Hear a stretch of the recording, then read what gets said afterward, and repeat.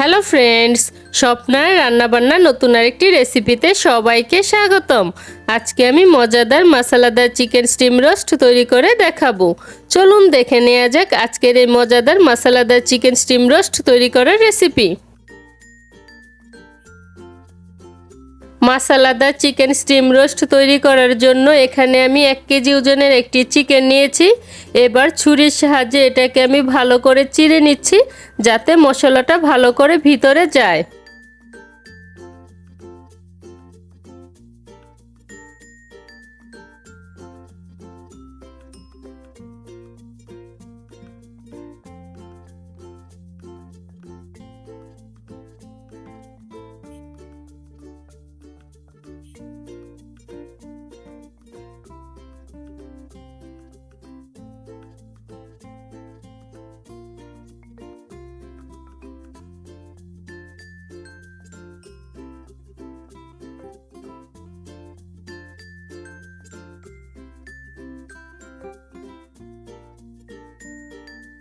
চিকেনটা আমার ভালো মতো চিড়ে নেওয়া হয়ে গিয়েছে।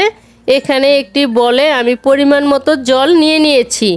এবার এই জলের মধ্যে 1 টেবিল চামচ লবণ ও 2 টেবিল চামচ ভিনেগার দিয়ে ভালো করে মিশিয়ে নিচ্ছি।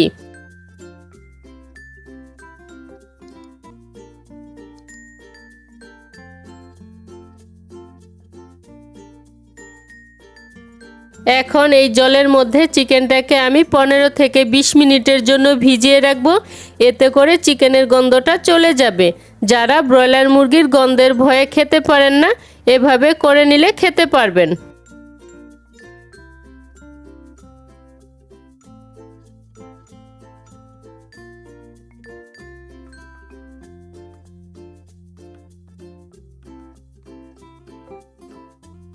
এখন ঢাকনা দিয়ে এটাকে আমি এভাবে রেখে দিব।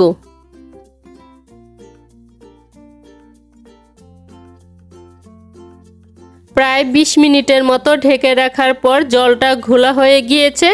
এখন এটাকে আমি পরিষ্কার জল দিয়ে ধুয়ে এর অতিরিক্ত জলটা টিস্যুর সাহায্যে মুছে নিচ্ছি।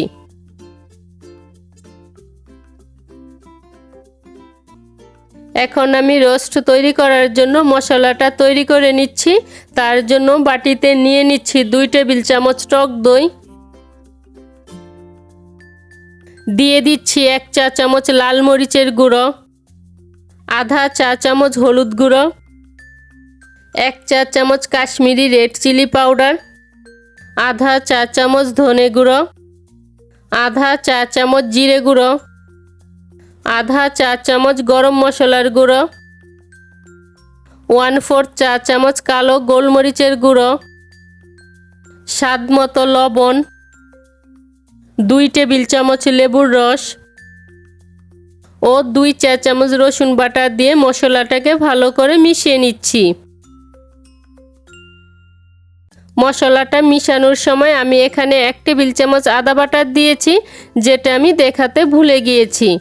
আপনারা এখানে 1 টেবিল চামচ আদা বাটা দিয়ে মশলাটাকে ভালো করে মিশিয়ে নেবেন। মশলাটা ভালো করে মিশানো হয়ে গিয়েছে। এখন এই মশলার মধ্যে চিকেনটাকে আমি ভালো করে মেখে নিচ্ছি। মশলাটা চিকেনের গায়ে এমনভাবে মেখে নিতে হবে যাতে সমস্ত মশলা কাটা অংশে যায়।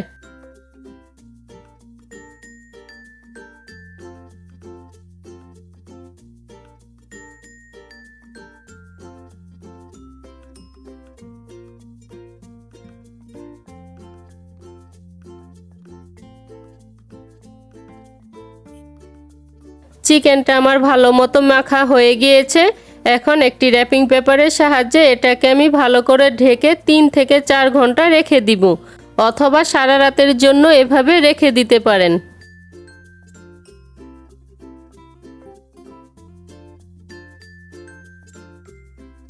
চার ঘন্টা রেখে দেওয়ার পর এবার র্যাপিং পেপারটা তুলে নিচ্ছি।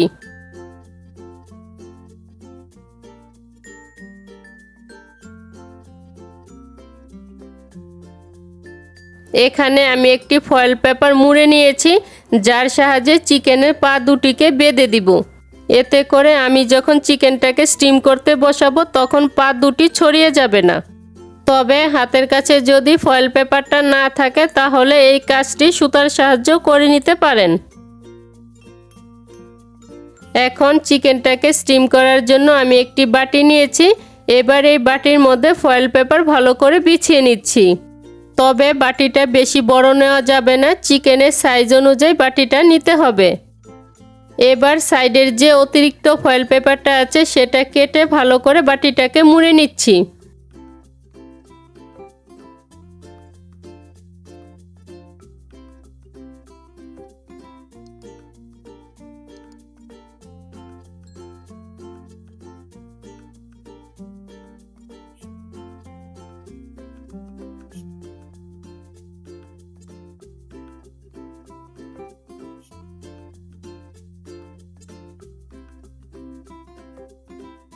এখন ম্যারিনেট করা চিকেনটা এই বাটির মধ্যে বসিয়ে দিচ্ছি, আর বাটিতে যে মশলাটা রয়েছে সেটা এবার এর মধ্যে দিয়ে দিচ্ছি।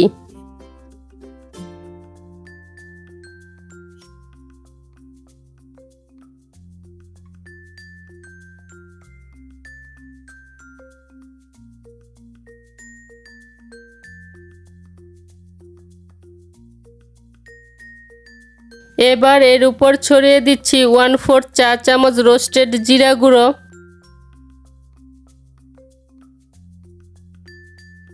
1/4 চা চামচ চাট মশলা,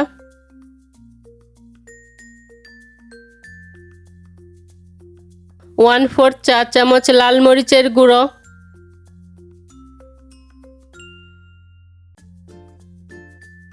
ও 1/4 চা চামচ কালো গোলমরিচের গুঁড়ো ছড়িয়ে এটাকে আমি স্ট্যান্ডের উপর বসিয়ে দিচ্ছি।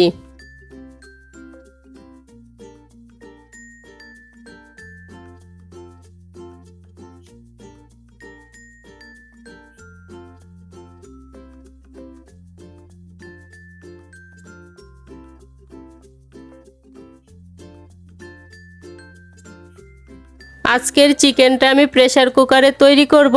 তার জন্য প্রেসার কুকারে আগে 2 কাপ জল দিয়ে রেখেছি।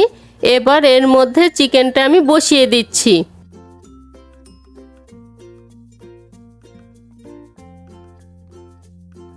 এখন প্রেসার কুকারের ঢাকনা দিয়ে এটাকে আমি 5 মিনিট হাই হিটে রান্না করব।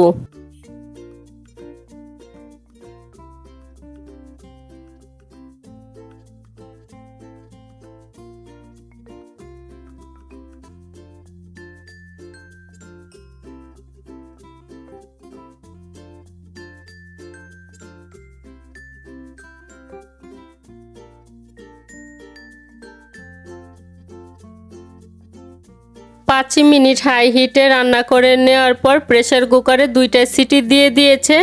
এখন এর উপর থেকে হুইসেলটা আমি খুলে নিচ্ছি। এখন লো হিটে এটাকে আমি আরও 20 মিনিট রান্না করে নিব। 20 মিনিট লো হিটে রান্না করে নেওয়ার পর এবার চুলা বন্ধ করে এটাকে আমি আরও প্রায় 5 মিনিট এভাবে রেখে দিব। 5 মিনিট পর প্রেসার কুকারের ঢাকনাটা খুলে নিচ্ছি এবং একটি কাঁটা চামচের সাহায্যে দেখে নিচ্ছি চিকেনটা হয়েছে কিনা। চিকেনটা আমার তৈরি হয়ে গিয়েছে। এখন এটাকে আমি তুলে নিচ্ছি।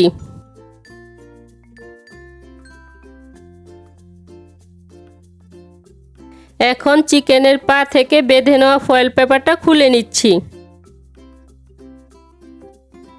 এখন এই স্টিম করে নেওয়া চিকেনটা আরেকটু টেস্টি ও সুন্দর একটা ফ্লেভারের জন্য এখানে আমি 2 টেবিল চামচ বাটার ও 1 টেবিল চামচ ধনেপাতা কুচি ভালো করে মিশিয়ে নিয়েছি। এবার এটাকে চিকেনের গায়ে ভালো করে মেখে দিচ্ছি।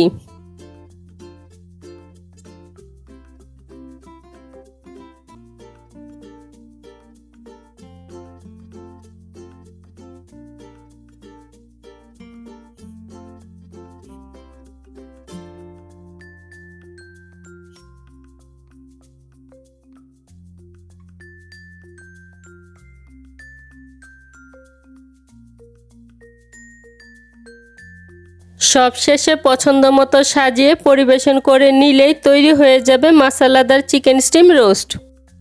আজকের এই ভিন্ন স্বাদের মাসালাদার চিকেন স্টিম রোস্টের রেসিপিটি যদি ভালো লেগে থাকে তাহলে স্বপ্নার রান্নাবান্না চ্যানেলটি সাবস্ক্রাইব করে পাশে থাকা বেল আইকনে প্রেস করতে ভুলবেন না। আজকের মতো এখানেই বিদায় নিচ্ছি। দেখা হচ্ছে পরবর্তী নতুন কোনো রেসিপিতে।